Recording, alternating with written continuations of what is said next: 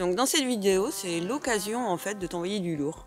Suite à tous nos partages qu'on a eus, toutes nos rencontres sur les divers salons, c'était très intéressant de discuter avec vous. Expliquer dans cette vidéo quels sont réellement l'objectif et quel message je souhaite envoyer via toutes les publications que je peux faire sur Instagram, sur Facebook et donc sur notre chaîne YouTube.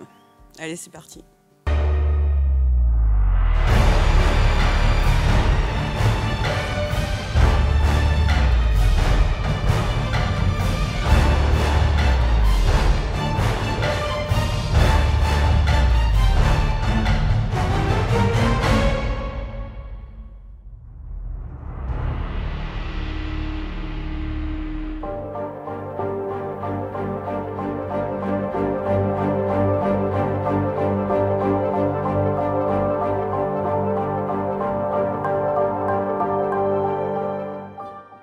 Alors, lorsqu'on était en Suisse, en fait, c'est vrai qu'on a pu constater que vous aviez compris notre premier message, qui était en effet pourquoi reprendre des vieux véhicules, pourquoi les restaurer et dans quel objectif.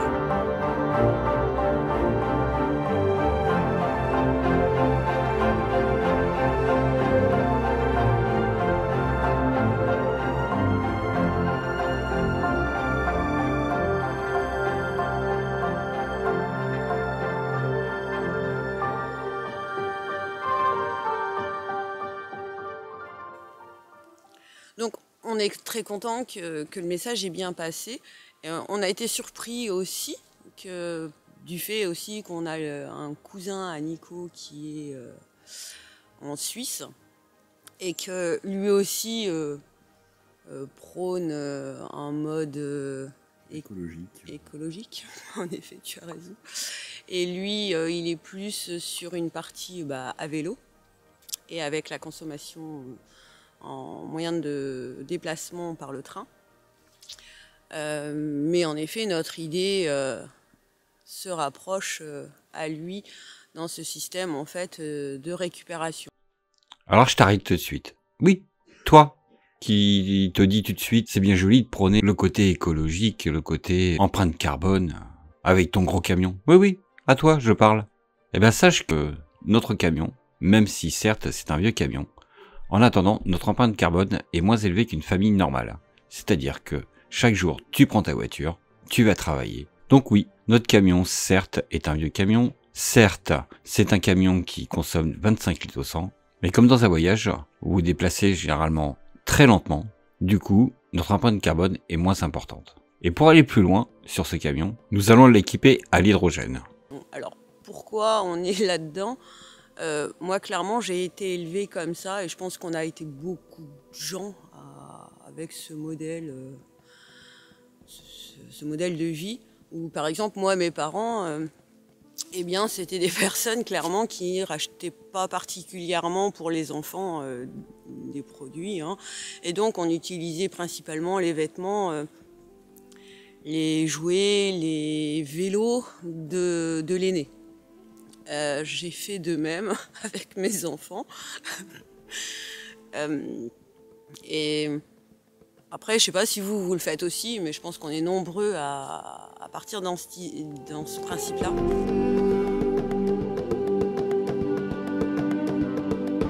Ma sœur est une personne qui, elle aussi, est dans ce principe. Elle aime récupérer des vieux objets et les restaurer. Et lorsque j'étais enfant, elle m'a appris en fait à prendre une liste scolaire et à voir déjà ce qu'on avait et seulement à acheter ce qui nous manquait. Et c'était absolument pas un problème économique dans ma famille. J'ai eu la chance de ne manquer de rien chez mes parents. Donc c'était dans leur dans leurs idéologies. Et donc, inévitablement, eh bien, Nico l'a récupéré. On a fini par réussir à lui transmettre, nous, notre façon de voir les choses. Alors par contre, lui, il se l'est approprié par rapport à sa passion, qui est tout ce qui touche à un moteur. Donc inévitablement, les véhicules. Au point de départ, il n'était pas sur du 4 roues, mais bon, avec une famille qui s'agrandit, inévitablement, on est contraint de passer aux 4 roues.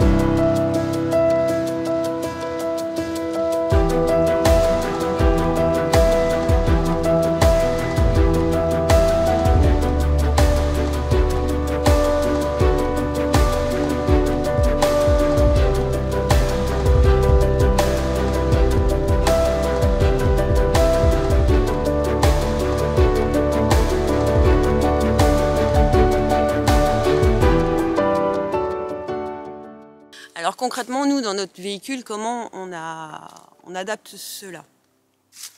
Eh bien, le fait de choisir déjà un vieux véhicule qui ne sert plus, au lieu de laisser à pourrir et donc à polluer, on trouve que le fait de le restaurer, qu'il est moins nocif.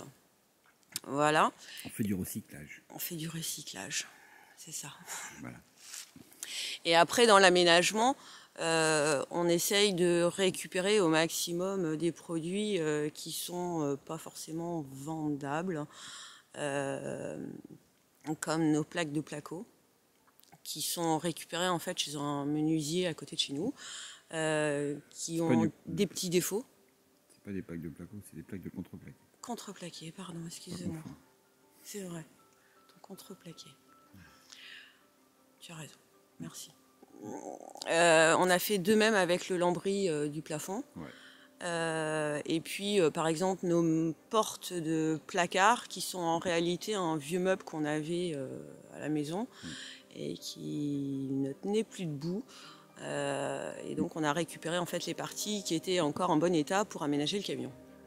Alors, je pense que Nico, via ses travaux, passe clairement un bon message de jamais abandonner et de croire en ses rêves, et par sa persévérance, et de ne pas rester à la maison, et parce qu'il y a énormément de choses à découvrir dans le monde.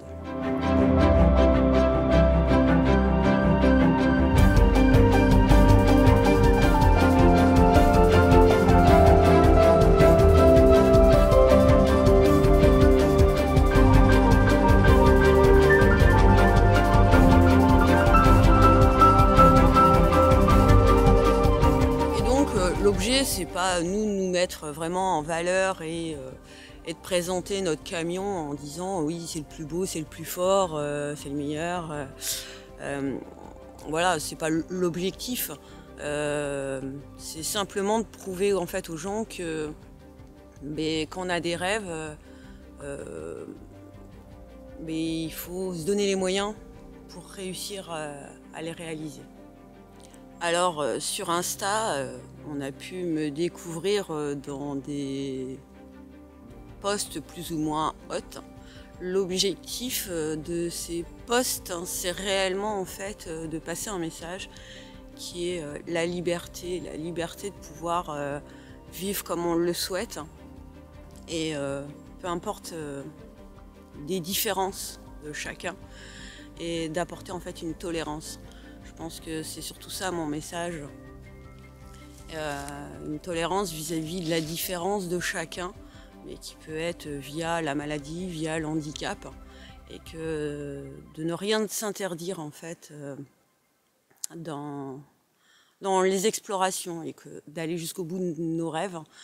Il y a Raph Kramat qui avait monté un documentaire sur un voyage avec un fauteuil, que j'ai trouvé très émouvant. On a d'autres chaînes comme ça qui sont en handicap nomade, qui partagent. Et il y en a certainement d'autres qui prouvent que malgré les difficultés, il y a de la place pour tout le monde, et que tout le monde peut se battre pour ses rêves et qu'il faut simplement réfléchir à comment l'adapter par rapport à soi. Et qu'il n'y a pas forcément une obligation d'être dans des centres ou de suivre vraiment en fait notre société, les conventions sociales de notre société et qui nous enferment dans un prototype et dans une vie toute calée, qu'il y a moyen de faire autrement. Je pense qu'on a tous le droit de dire non et de savoir le dire et de s'écouter. Et que c'est pas pour autant que ça nous donne qu'on est forcément une mauvaise personne de dire non. On peut partir et de choisir son propre chemin. Et je trouve que c'est important aussi de se donner cette possibilité, même si on aurait envie en fait de nous enfermer dans une convention sociale, c'est un fait. Et donc oui, je prône l'acceptation de la différence. Et je trouve que de nos jours, on aurait tendance tous à s'enfermer en fait dans notre petit noyau avec nos habitudes, or que j'encourage tout le monde en fait à prendre contact, à aller vers les autres, peu importe la difficulté qu'on peut avoir à communiquer avec l'autre, soit parce que la personne elle est sourde ou muette, ou soit parce que la personne elle parle pas forcément notre langue, tout simplement, et d'essayer de trouver un moyen de communiquer avec ces personnes. Alors c'est vrai que en ce début d'année, nos formats de vidéo est différent par rapport à ce qu'on fait habituellement. Je trouvais que c'était important de revenir en fait et qu'on se dévoile davantage sur notre façon de penser et notre façon de voir la vie en fait, tout simplement. Donc dans cette vidéo, j'espère qu'on vous a vendu du rêve et que malgré tout, que c'est pas fermé qu'à un type de personne et qu'on peut tous rêver et de construire en fait son propre chemin. Parce qu'en clair, il n'y a pas une seule méthode, il y en a plein. Et le principal, c'est de trouver celle qui vous correspond, tout simplement. Donc il n'y a pas de petits projets, de moins beaux camions. Peu importe, le principal, c'est que ça vous convienne à vous. Et donc, si toi aussi, tu as un projet atypique ou une histoire atypique et que tu as envie de nous la partager, tu as envie de nous rencontrer, soit pour monter une vidéo ou juste nous rencontrer comme ça, eh bien c'est avec plaisir, tu peux prendre contact avec nous en message privé sur Instagram. Si tu as envie de faire un face caméra ou juste présenter ton camion ou peu importe, c'est avec plaisir qu'on viendra à ta rencontre. J'espère que cette vidéo vous a été utile pour mieux nous connaître et je vous donne rendez-vous dans la prochaine vidéo. Et donc on n'oublie pas, si vous avez aimé cette vidéo, à la partager, à la commenter et à l'aimer. Allez, à bientôt.